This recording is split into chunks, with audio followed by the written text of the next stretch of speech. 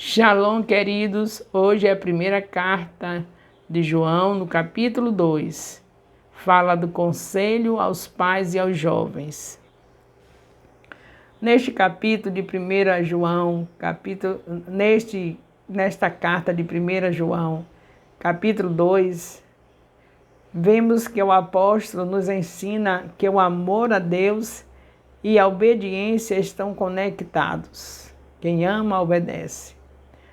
Não há como dizer amar a Deus e viver de uma forma que não o agrade. Isso não faz sentido.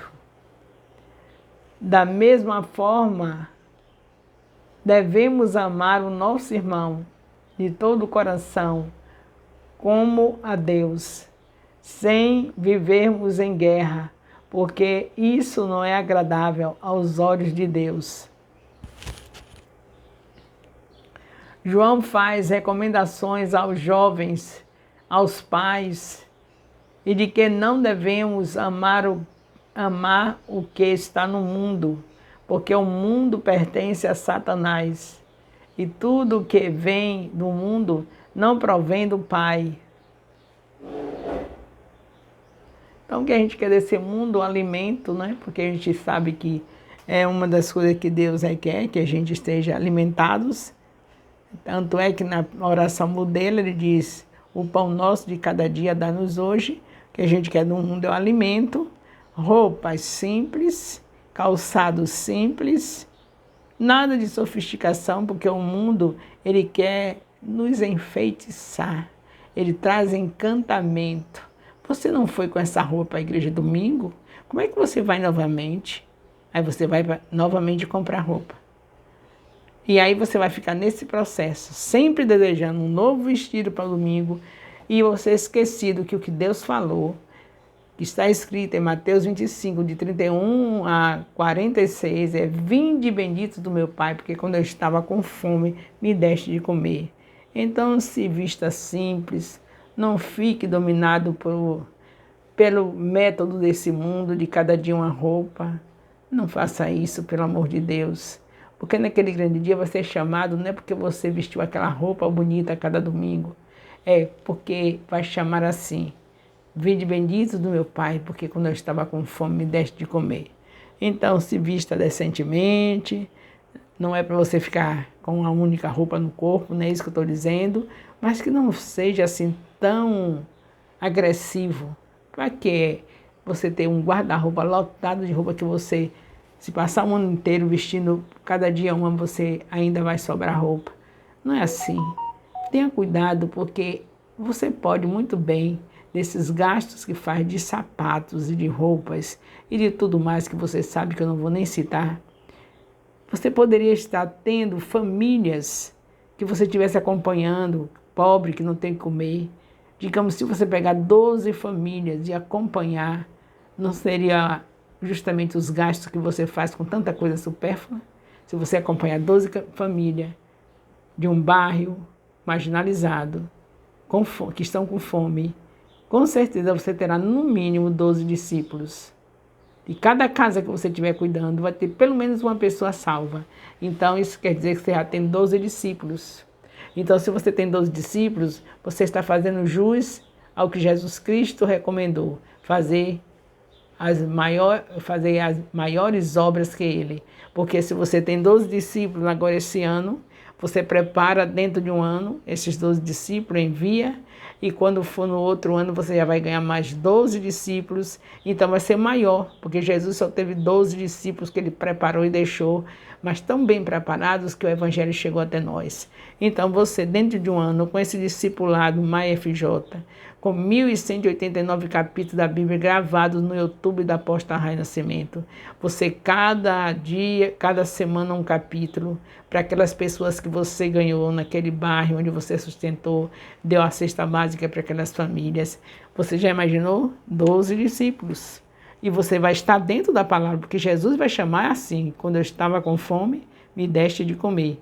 Então, porque Jesus já sabia que se você realmente quisesse cumprir o propósito de Mateus 28, versículo 19, fazer discípulos quando Ele mandou, Ele já sabia que com essa obra você conseguiria não somente uma equipe de 12, mas todo ano você teria uma equipe de 12 preparada. Assim você não vai viver o mesmo tanto de Jesus, né? Ou você quer ver somente 33 anos e 3 anos de ministério? Você quer muito mais, né? Então, por isso você vai ter maiores obras. Você vai ter muito mais do que 12 discípulos. Você vai ter preparado dentro do ano 12 discípulos, depois mais 12 discípulos. Enquanto você viver, se você viver 100 anos, já imaginou quantos discípulos você vai fazer? Jesus falou que você pode fazer maiores obras, você não pode fazer melhor do que ele, porque os 12 discípulos dele foram tão bem preparados que o evangelho chegou até nós. Mas aqui está, não é? Nosso aprendizado aqui dentro dessa lição, dentro desse capítulo aqui, de 1 João, capítulo 2. Então aprenda isso. Aprenda a viver de uma maneira que o nome do Senhor seja glorificado. Contexto histórico de 1 João 2. O apóstolo João acaba de falar das perigosas influências apóstatas.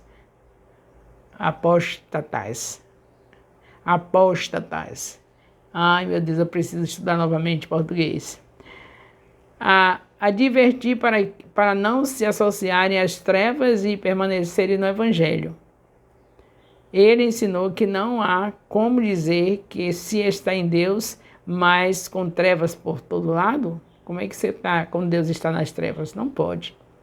Deus é totalmente luz, nele não há escuridão, por isso somos mentirosos quando dizemos que estamos ou somos de Deus, porque todos nós pecamos e Deus não se socializa com o pecado de forma alguma.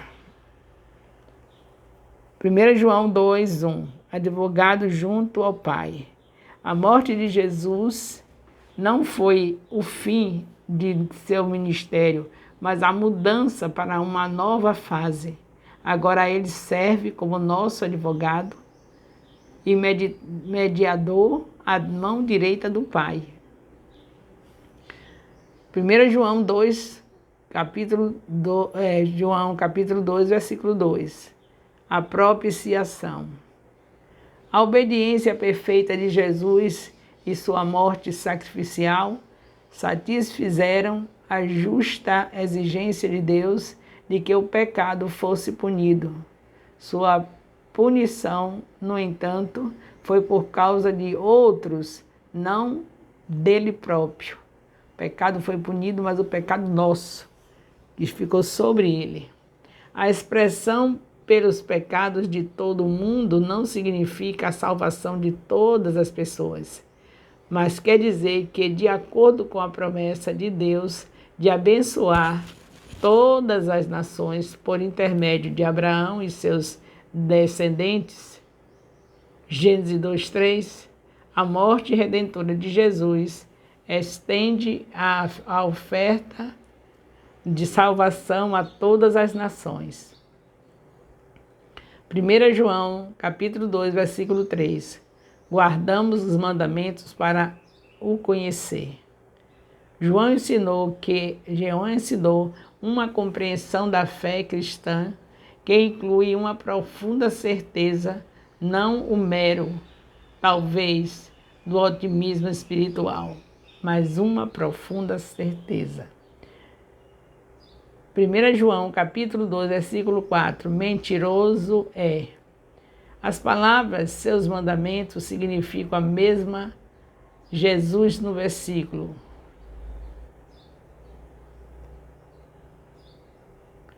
Como ele andou.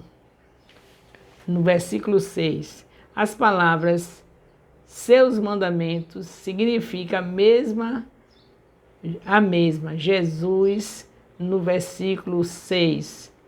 Como ele andou. Andar como ele andou é o que nós temos de fazer. O verdadeiro seguidor de Jesus não é alguém que só fala, mas é alguém que põe em prática as palavras de Jesus. Tiago 1:22. 1 João, capítulo 2, versículo 7. Mandamento antigo. Irmãos, não é uma tradução literal, Para João, o termo favorito de tratamento é amados. 1 João 3,2. É uma lembrança de que os cristãos são aquilo que são amados, porque Deus os amou. 1 João 4,10. O mandamento do amor foi, por Jesus, intensificado e aperfeiçoado em sua expressão. Todavia, ele é antigo, enraizado no amor de Deus e em seus mandamentos no Antigo Testamento. Levítico 19:18. 1 João, capítulo 2, versículo 8. A verdadeira luz brilha. Deus é luz. 1 João 1:5. E Cristo veio ao mundo. Isso significa que as trevas desta era má e do pecado estão recuando, porquanto a verdadeira luz brilha. 1 João, capítulo 2, de 9 a 11. Relacionamento com o irmão. Os relacionamentos com companheiros cristãos são indicadores importantes que apontam se alguém está andando na luz ou nas trevas. Anda aqui e em outras partes, a palavra anda aqui nesse capítulo e em outras partes em João, em 1 João, é uma metáfora para o curso da vida de uma pessoa. 1 João, capítulo 2, de 12 a 14. Embora 1 João não possua uma indicação formal e pessoal dos destinatários em suas primeiras linhas, o autor usa dois termos afetuosos nesses versículos. Filhinhos, versículo 2, filhinhos, crianças, versículo 14. Em seguida, ele inclui todos os leitores com os termos inclusivos pais e jovens. 1 João 2, capítulo 2, versículo 13. Pais, jovens e filhinhos. Aquele que é desde o princípio pode se referir tanto ao pai como ao filho. Eles têm em comum o atributo da eternidade. João 1:1. 1 João, capítulo 2, versículo 14. Jovens, sois fortes. Os cristãos são fortes, não em si mesmos, mas por causa daqueles em quem eles colocaram a sua confiança.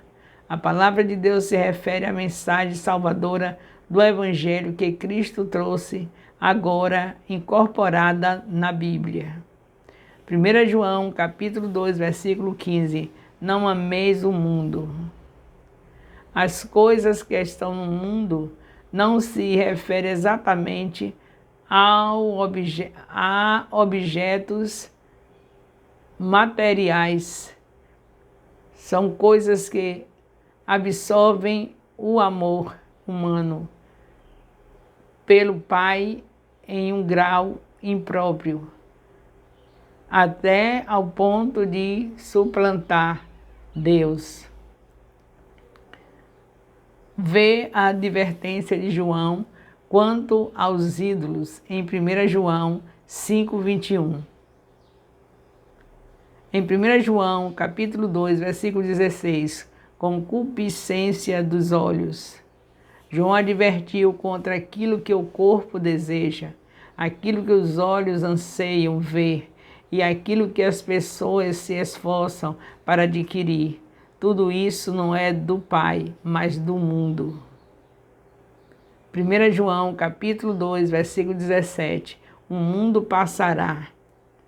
Como as trevas, no versículo 8, o mundo passa e a sua concupiscência por causa da vinda de Cristo. E isso abre caminho para que se pratique a vontade de Deus e se estabeleça a comunhão com Ele para sempre.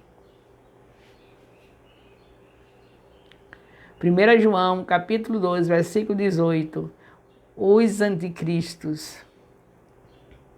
João alerta contra muitos anticristos. É provável que isso seja uma referência a indivíduos desencaminhados ou diabólicos que eram culpados dos pecados que ele descreve e condena.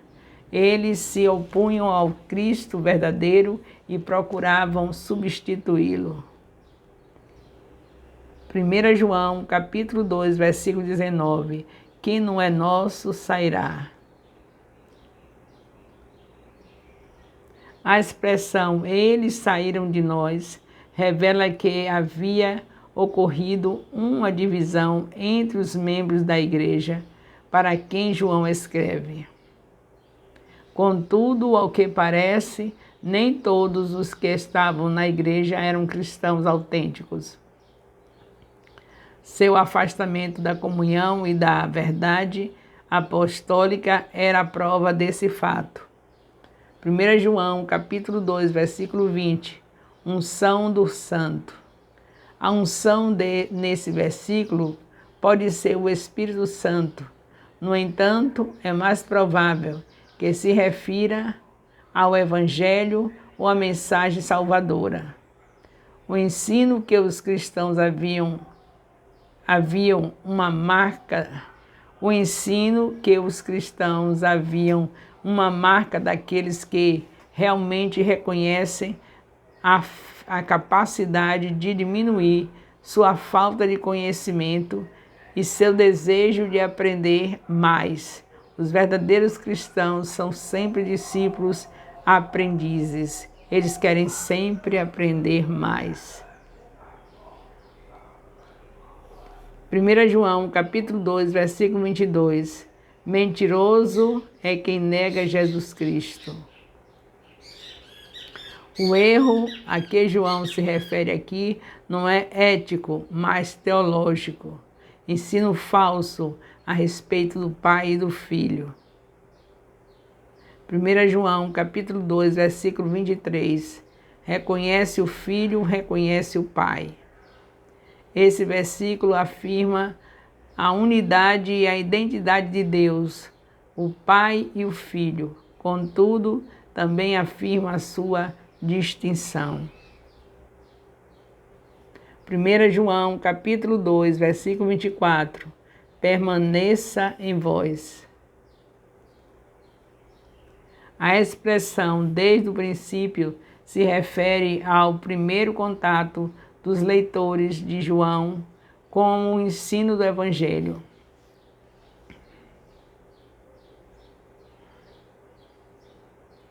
Há uma relação direta entre aquilo que eles ouviram e o estado de sua alma permanecendo no Filho e no Pai. Permanecendo ou não no Filho e no Pai. 1 João, capítulo 2, versículo 25. Vida eterna. Apesar das advertências éticas anteriores de João para eles, permaneceram fiéis. A salvação é uma questão de fidelidade de Deus e não de realização humana.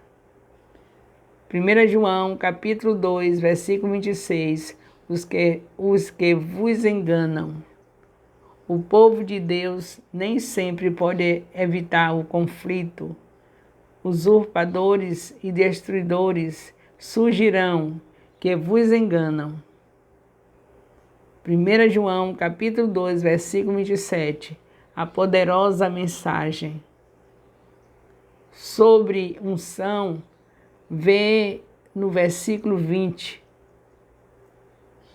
João estava contente em confiar a seus leitores a poderosa mensagem que ele havia recebido. 1 João, capítulo 2, versículo 28. Não seremos envergonhados.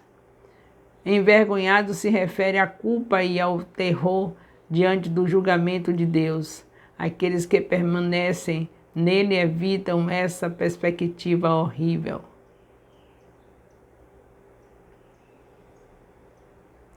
Louvado seja Deus. Envergonhado se refere à culpa, e ao terror diante do julgamento de Deus. 1 João, capítulo 2, versículo 29, ele é justo. O conhecimento doutrinário da declaração se de João estabelece a resposta ética implícita por prática, a justiça, por prática, a justiça. No entanto, essa resposta depende do nascimento espiritual e não do esforço humano. Concluindo, João continua a nos ensinar chaves poderosas para uma vida em santidade, obediência a Deus. Se guardarmos os mandamentos de Deus, o conhecemos de fato. Aí, quando diz, guardarmos os mandamentos. E agora, as pessoas que ainda não entenderam em relação à salvação pela graça, acham que não tem que guardar mandamento mais nenhum.